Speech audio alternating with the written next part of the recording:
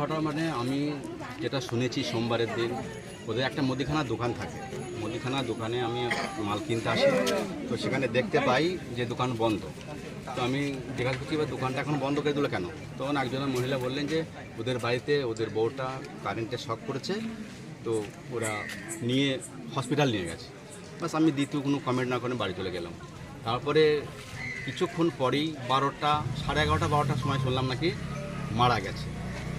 বাস এইটুকু। আজকে কী দেখবো? আজকে দেখলাম যে পুলিশ প্রশাসন এসছেন, তেনারা সঙ্গে লোক এনেছেন, এসে কবরটা খুঁড়ে লাশটাকে পোস্টমর্টমের জন্য নিয়ে গেলেন। এটাই যা দেখলাম। যিনি মারা গেছেন তার নাম জানা আছে? ওনার নামটা শবনম খাতুন, বয়স কী? বয়সটা আমি অনুমান বলতে পারবো না সেটা। স্বামীর নাম? স্বামীর নাম ফিরোজ মোল্লা। কী করে? ও কলকাতায় হাওড়া ডোমজুর ওখানে থাকে, সোনার কাজ আমি করে নাকি সম্ভবত। হ্যাঁ, একটা সোনার কাজের সঙ্গে জড়িত। কোনো কাজের সঙ্গে? হ্যাঁ, কাজের সঙ্গে জড়িত। হঠাৎ করে কবরগ্রস্ত হয়ে গেল, তারপরে এরকম কি কারণ এর মধ্যে আপনি কিছু জানেন? কবরস্থ ধরুন আমাদের তো যে মারা যাওয়ার পরেই তো তড়িঘড়ি কবরস্থ করতে হবে, এটা আমাদের সিস্টেম।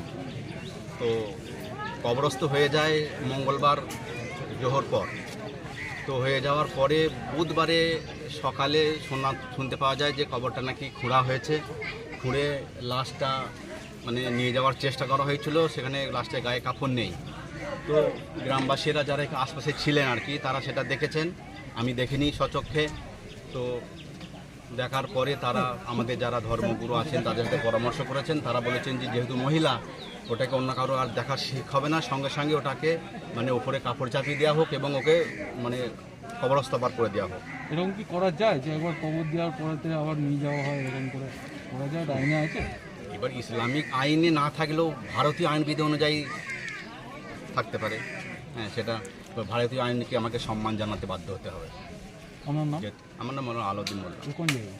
এটা বড়ডিক গ্রাম, কোন পঞ্চায়েত বা কোন? নাদনঘাট পঞ্চায়েত, নানুঘাট থানা।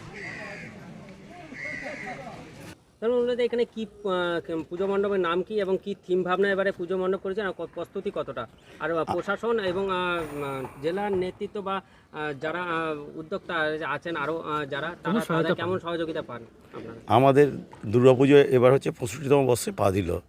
আমাদের থিম হচ্ছে মাতা বৈষ্ণব দেবী।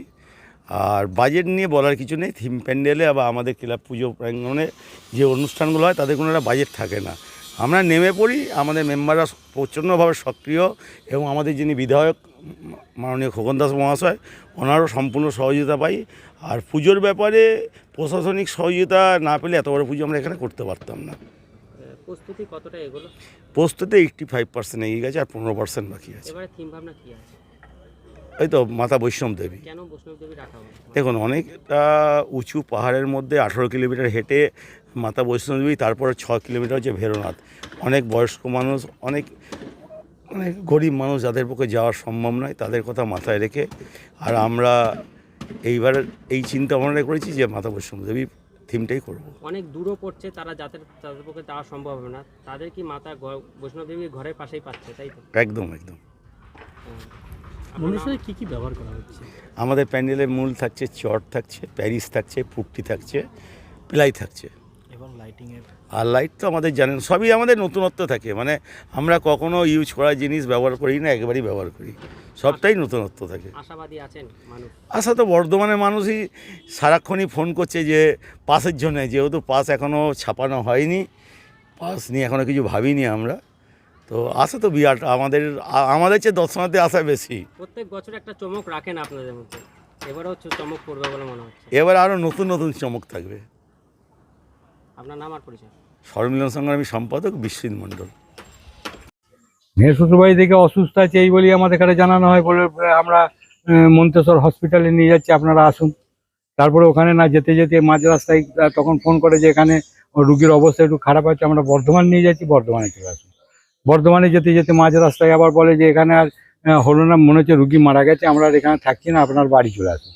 বাড়িতে এসে আমরা যখন আসি তখন 2:30-3টে বাজছে। কত তারিখ? এটা 23 তারিখ হচ্ছে।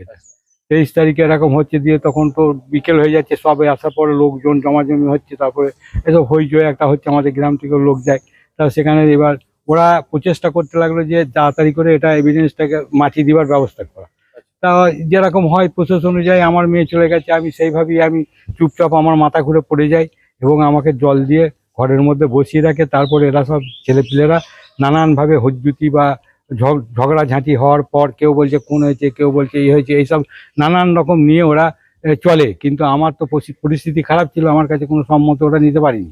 তারপরে ওরা ওই অবস্থায় ওই লাশটাকে 24 তারিখে ওরা মাটি দিয়ে দেয়।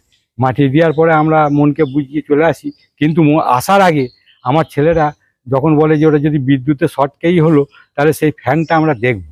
তা ফ্যানটা যখন দেখতে যাই তখন দেখা যায় যে ফ্যানটা দেখতে গিয়ে ওই ফ্যানটা হাতে করে ধরে আমাদের জামাই হাতে করে ধরে তুলে জলে ফেলে দেয়। তা তখন থেকে আরও মানে সন্দেহটা প্রকট হতে লাগলো। তখন আমার স্ত্রীরা বললো, আমরা চান করাতে যাওয়ার সময় লাশটা আমাদের কাছে দেখিয়েছিল, তা উল্টো দিক থেকে আমরা যখন দেখলাম ওর মাথায় বড় ফোলার দাগ রয়েছে এবং পিঠে গায়ে বিভিন্ন জায়গায় দাগ রয়েছে, এই আর নাক কান দিয়ে ব্লিডিং হচ্ছে, অজস্র পরিমাণে ব্লিডিং হচ্ছে। তখন ওই লাশ মাটি দেওয়ার পরে আমাদের তখন প্রকটভাবে মানে আমরা বুঝলাম যে এটা নিশ্চিতভাবে এটা মার্ডার করা হয়েছে। তারপর খোঁজ নিয়ে দেখা যাচ্ছে জামাই ওই দিন রাত্রে ছিল, তারপরে সে ভোরবেলা পালিয়েছে, ওই সব ঘটানোর পর পালিয়েছে। তাই আমরা সন্দেহ করে আমরা তখন আইনি দ্বারস্থ হই এবং বিভিন্নভাবে প্রক্রিয়া সোজা করে আইন দিয়ে থানায়, মানে তার আগেও থানাতে আমরা আসি। তার আগে তার পরের দিনকে একটা ঘটনা ঘটে যে ওই লাশটাকে আবার তুলে গায়েব করার চেষ্টা করা হয়েছে। যে যখন আমাদের কাছে গ্রাম থেকে খবর গেল যে তোমাদের কবর খুঁড়ে লাশ তোলা হয়েছে, আমরা তখন ওদেরকে বারবার বলি যে তাহলে তোমরা লাশটা রেখে দাও, আমরা গিয়ে একটু দেখবো।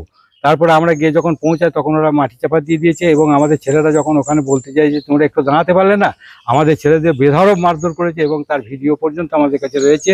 আমাদের জামাই, আমার ভাগনা, আমাদের ভাই বিভিন্ন জনা ওখানে প্রচণ্ড মারধর খেয়েছে এবং ছুটে পালিয়ে আসছে, আমরা বেশি পাই না। তারপর এখান থেকে পুলিশ যায় এবং থানায় আমরা আসি। থানা আমাদের কাছে বলে যে আপনারা প্রক্রিয়া সোজা করে আপনারা আমাদের এখানে অভিযোগ দায়ের করুন। তারপরে আমরা কোর্টে উকিল দিয়ে অভিযোগটাকে ইয়ে করে বুঝতে পারছেন আমরা থানাতে দিই এবং তার পরিপ্রেক্ষিতে আজকের এই পরিস্থিতি এখন পর্যন্ত আছে। আমি খুব অসুস্থ। হ্যাঁ, অভিযোগ করেছি মানে 27 তারিখ। আজকে কি হলো? আজকে সেই লাশটাকে কবর থেকে তোলা হয়েছে এবং তাকে ময়না তদন্তের জন্য তৈরি করা হচ্ছে এবং নিয়ে যাওয়ার জন্য ব্যবস্থা নিচ্ছে। এই পর্যন্ত হয়েছে, বুঝতে পেরেছেন? আপনাদের কি অনুমান?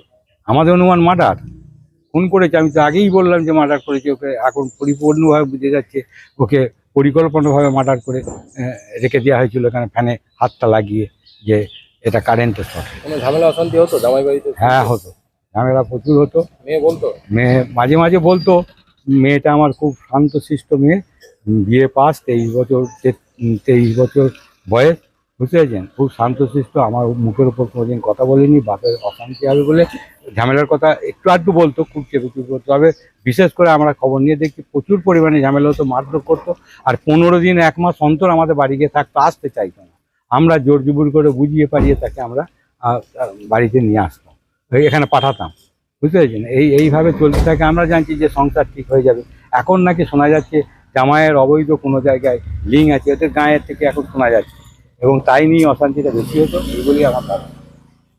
জানতে চাইছি যে নির্দিষ্টভাবে বোঝাতে চাই যে ওকে শ্বাসরোধ করে মারা হয়েছে না গলা টিপে মারা হয়েছে, এটা আমরা আর কি দেখতে চাই। আমার নাম শেখ নাসির আলী, আমি মেয়ের বাবা। হ্যাঁ, আমার মেয়ের নাম শবনম খাতুন।